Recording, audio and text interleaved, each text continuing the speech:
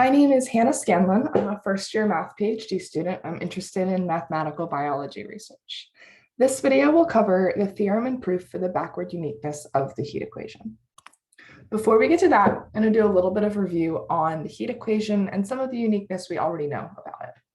So first, recall the heat equation is U sub t minus the Laplace of u equal to F in ut, and u equals g on gamma t, where u sub t is equal to u cross the interval 0 to t, and gamma t is equal to u cross 0 union with delta u cross 0 to t. So if we think about a region U and let our axes go up in time here, so we have U over time, if we're thinking in 2 dimensions, then gamma sub t is going to be the edge of this region here and the base. So the base here and this edge are gamma t, while u sub t is basically the interior of that region. So we know solutions to the heat equation are unique on bounded domains using the maximum principle. So we have uniqueness on bounded domains using the strong maximum principle.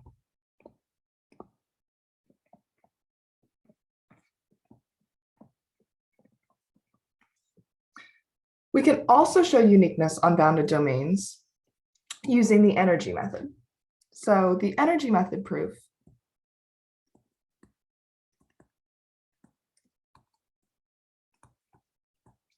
is a little different. First, we assume, we'll do a quick sketch of this proof. It'll be helpful for our next one. So first, we assume that U1 and U2 are solutions to the above. We'll call it star. And define W equal to U1 minus U2. Then we're going to define this energy functional, where the energy is equal to the integral over our domain of W squared in x and t dx. Then if we integrate by parts, we'll end up getting that the energy at time t is less than or equal to the energy at time 0, which we know that equals 0, given that u equals g on gamma t, which also includes u at time 0.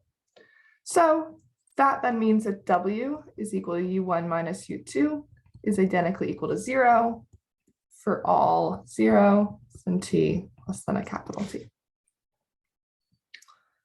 Okay, so this is a quick sketch of the proof we would do for uniqueness on bounded domains of this equation here, which is the heat equation with initial conditions being the same. Now we're going to use a similar idea to prove what's called backward uniqueness. So first, a statement of the theorem. So this is theorem 11 in section 2.3 of Evans. It is backward uniqueness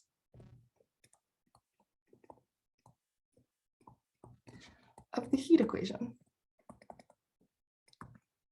So the statement is like this. Suppose U1 and U2 are in C2 of the closure of UT, given a function g that is continuous on your boundary for all time,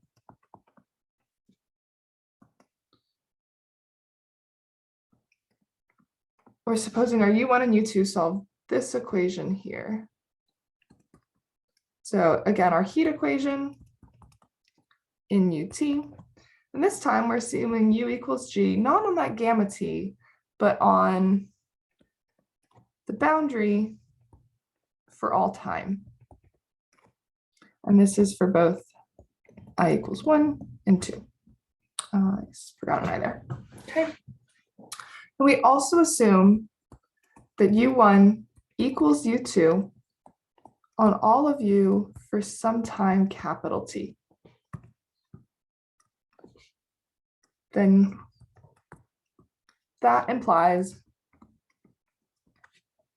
that U1 and U2 are equal for all previous times on all of UT. So before we do the proof, let's do an explanation of what this means.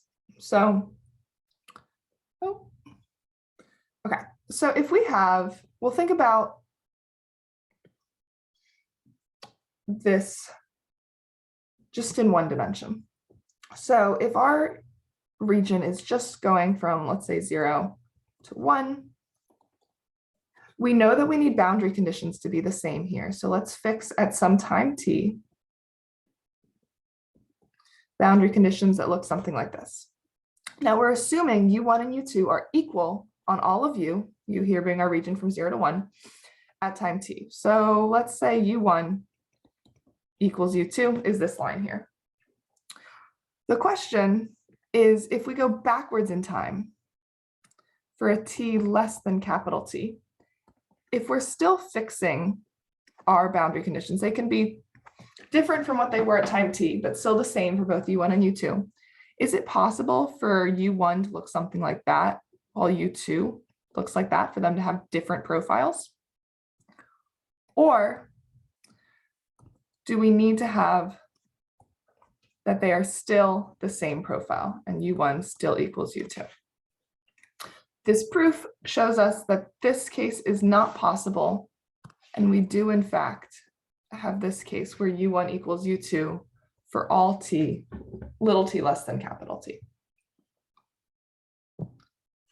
All right, so let's see what that looks like. So proof. We're gonna let W, just like we did in the sketch of our proof for uniqueness using energy, we're gonna let W equal U1 minus U2. Now doing that, note that W solves this equation here.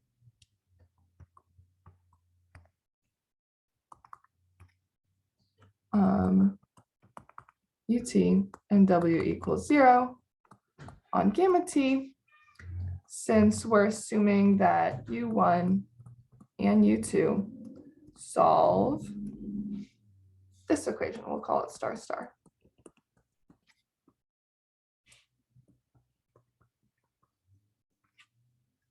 Okay, now again, we're gonna define our energy functional here. So let E of t equal the integral over U of W squared x of t dx on 0 all the way up to this capital T. Now we are also assuming that U1 equals U2 on U cross T. So W equals 0 on U cross T, since we're subtracting them there. Okay, then let's take the first derivative of this energy functional.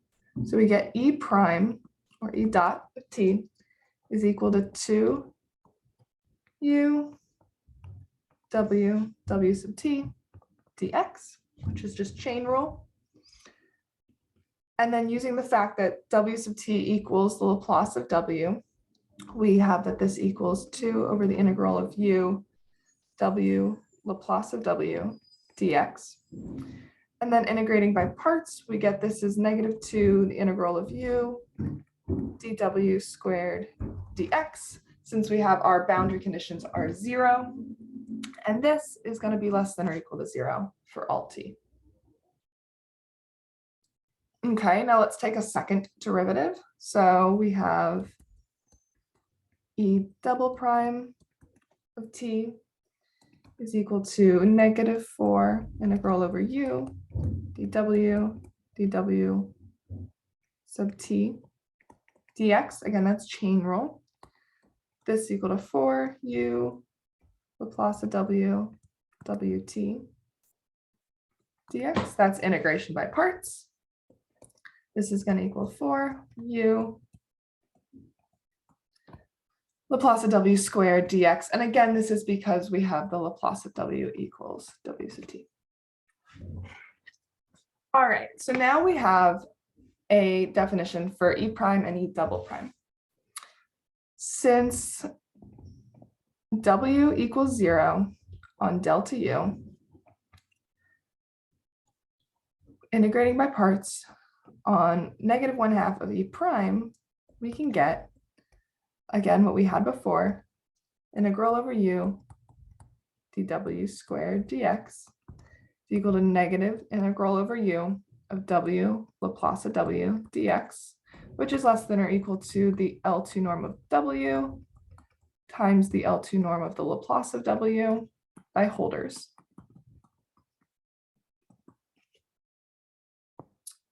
So if we then considered e prime squared, that's equal to 4 times the integral over u of dw squared dx squared, which is less than or equal to the integral over u of w squared dx.